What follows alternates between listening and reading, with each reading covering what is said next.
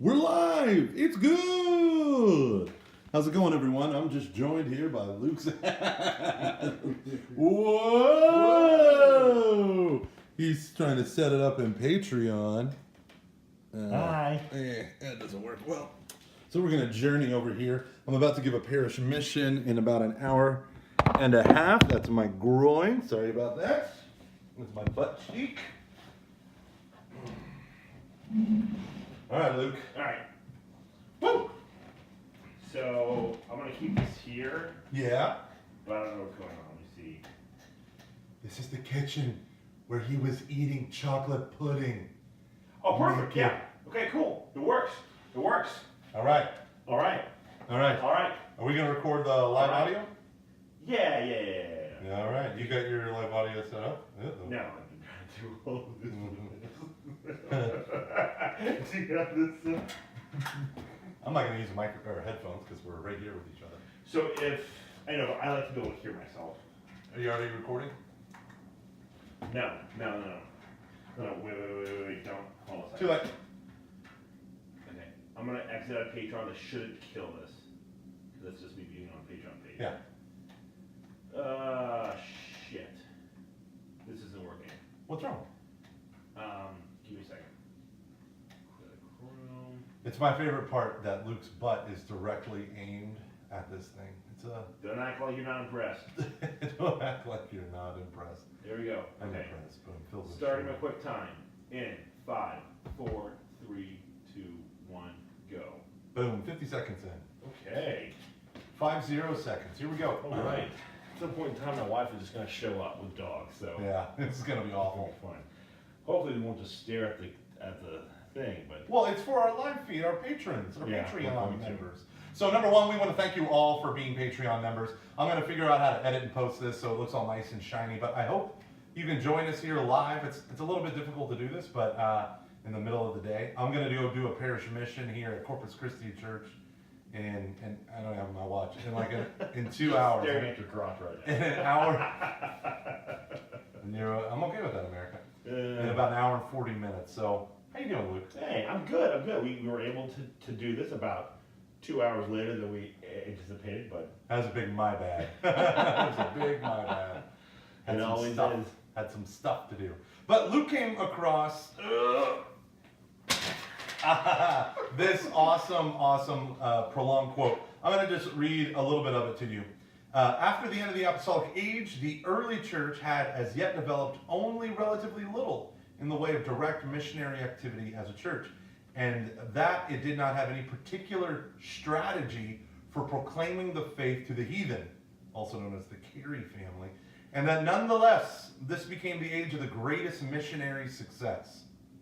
The conversion of the ancient world to Christianity was not the result of any planned activity on the part of the church, but the fruit of the proof of the faith as it became visible in the life of Christians and of the community of the church. The church's community of life invited people to share in this life in which was revealed the truth from which this kind of life arose. On the other hand, the apostasy of the modern age rests on the disappearance of the verification of the faith in the life of Christians. We're going to break that part down just a little bit because this is what I have been screaming from the top of my lungs. I went to the second ellipses. Screaming from the top of my lungs that it is not the doctrine that wins people over. The doctrine is part of it, but it's the way the doctrine is lived out in community. Not just in an individual's life, but in community, that the earliest church grew by leaps and bounds, 40% increase every 10 years. Can you imagine if we had anything even like that? I'm not trying to say numbers are everything, but numbers do mean something. I want to quote the last part after the. Of course. No, I think No, it is awesome. It's kind of important to say because I agree with what you're saying, but I think that you're missing. I don't know if it's the full thing. Go for it. I'm gonna push back a little bit. The new evangelization we need so urgently today is not to be attained with cleverly thought out ideas. However cunningly these ideas are elaborated. The catastrophic failure of modern catechesis is all too obvious. This is Joseph Ratzinger again. It is only the interaction of a truth conclusive in itself with its proof in the life of this truth that can enable that particular evidence of the faith to be illuminated that the human heart awaits. It is only through this door that the Holy Spirit enters the world. I don't even think it's I honestly think that I see what you're saying by like it's the doctrine that's expressed through that group. Yeah. But I think it's what he's getting at is that like the evangelization is the community, and the community is the evangelization. Yeah. That is going on there, and Yeah. it's not through the community that I adhere to this doctrine, but it's in the community that I encounter this. Yeah. And that it penetrates the human heart. And that ultimately through belonging to this, by starting to like understand this way of life, that will actually come to believe.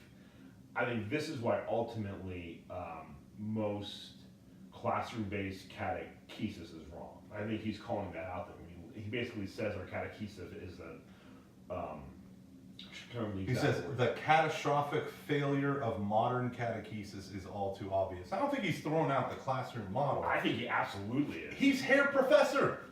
But he is the classroom model. A professor when it comes to studying, when he's like studying theology. Yeah. I think there's a difference and like even the way when he says when you study theology, it's an encounter with the living God. Mm-hmm. Not if it's not based on that, it is just religious studies. Now I'm not saying that like sitting in the classroom like any type of learning that way is wrong, but this idea of it being divorced from the community, or just like this is where you have to enter into this through these, I think there's a huge scandal today in the church that we have reduced everything to a program. And that program is, here's the expert, here's the model, and I think that is modern catechesis, where we have something like Confraternity of Christian Doctrine, RE, PSR, whatever it might be, and it's been removed. The communicating of what we believe has been removed out of the most basic society, which is the family. That first communion is the family, where prayer is supposed to be happening, where the faith is supposed to be communicated and taught. That's being removed, and instead we have professional tools, unlike never before in the history of the world, i.e. Dynamic Catholic. Yes, we have all this stuff, and yet we're seeing the great apostasy of modern times. And so, I mean, I agree with you. There has to be something more, but there is something more than just the family, right? That is the society of the local parish, the communion of the local parish, where a certain type of catechesis can occur. It's just, I think that we've adopted all of these models that are antithetical to the family, that are antithetical to the tradition of the church being handed on, and instead it's just being taught. Handed on involves discipling, involves getting into people's lives, not just accomplishing a task. I think what he's like almost like laying out here is in a weird way a pedagogy for a modern catechesis. I could be wrong with this, but like, hear me out. So you hear a lot about with small groups how to get people to the challenge of not getting people to sign up for how do I get anyone to come, blah blah blah blah. Well, something that like we did quite by accident, I would say, but I was able to see this in hindsight, was we established the community a year before we launched small groups. Mostly because I'm lazy. No, that's actually not even remotely true. But the groups were, up and running for 1 year. We had things going for about a calendar year. And then we had 18 months of prep work before that. Then we launched small groups. We didn't even have enough small groups. So this community was already had some legs to it. Already really like it already had some weight. It already existed before and then we introduced these like small groups too, where I think a lot of people try to make the small groups the community, and there's truth to that. But I think it's that community has to exist like already, and then you probably have about like 1/3 third or so, give or take. It kind of seems to be the like average norm of that you can then pull over into your small groups, and it has to be an organic thing. Yeah. And I think we're often like when I heard of this, the first time I heard this passage, it really I don't know if disturbed me is the right word, but I was able to see like what this could look like, I think, and it's nothing like what really exists in the normal for most parishes. Yeah, one of the things for me that I noticed was all of my friends would meet together, we would gather together, and we wouldn't pray together. We would drink beer together. I don't know if you've noticed this in your Catholic circles, but it is so easy to call brotherhood or fellowship or whatever, just a bunch of guys that get together and drink beer and talk about stupid stuff or important stuff or whatever. And that's not the point. I think even talking about religious stuff is not the point. So like when I had my Radical Communities thing through Ascension Press, the point of it actually was to use the content to kind of frame it around Jesus, like you're gathering, but then to expose you to deeper and deeper forms of prayer. So the host would take on the role of leading prayer and maybe just saying an Our Father. But in the end of these weeks, the idea is you're praying over each other and with each other as a group.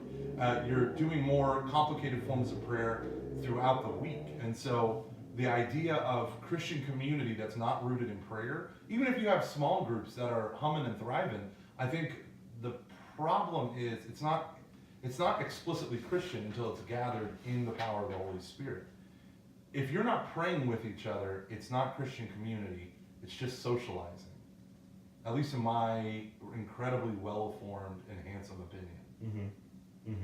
And so Ratzinger, I mean, like if you sit there and look at the classroom model, you look at the youth group model, you look at all these different models, most of them are bankrupt, and we're afraid to admit it. Well, and that's what I think he's getting at is, well, sorry, this is one of the things that I pulled out of this, is that the fear, so, like, honestly, like, this line really gets me, which is why I wanted to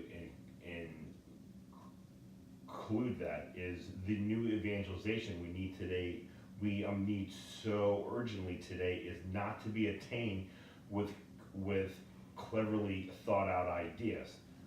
Like, how many of us have been at things where we've tried to spend the day trying to come up with ideas on how to do the new evangelization better? And then he kind of Guess gets who's here, Luke? Huh? We're about to be invaded by my Here we dogs. go. 3, 2, 1.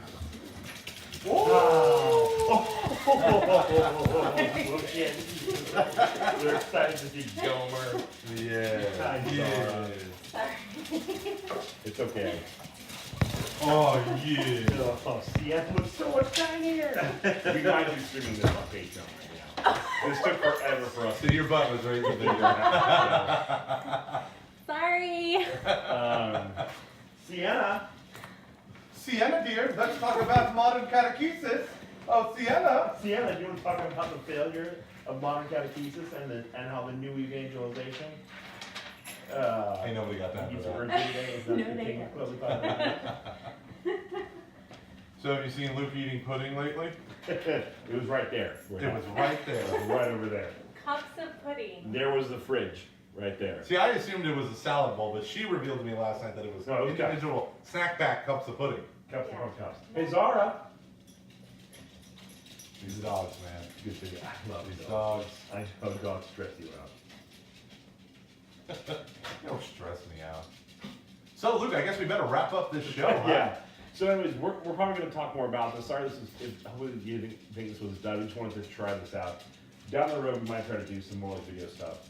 Especially when we're together, which we will be in 1 week Yeah. in San Diego. Ha-ha! Okay. 1 week. Oh, Zara, very expensive podcast equipment. You stay away from my podcasting equipment. You're not a white male in your 30s. You can't have a podcast, dog. Zara's so excited. Man. Here, I'll take my phone. From you. Oh, We're going to pee all over Gomer's bed. I have slept on that bed well. That couch. All right, guys. Thank you. We'll relax. I just realized like they can't really see the dogs at all. Yeah, they can, because the screen goes much lower. You're cutting it off from the speaker. That's in Oh, front. okay. The All right. screen goes much lower, right to your crotch. All right. Excellent. There we excellent. go. All right, guys.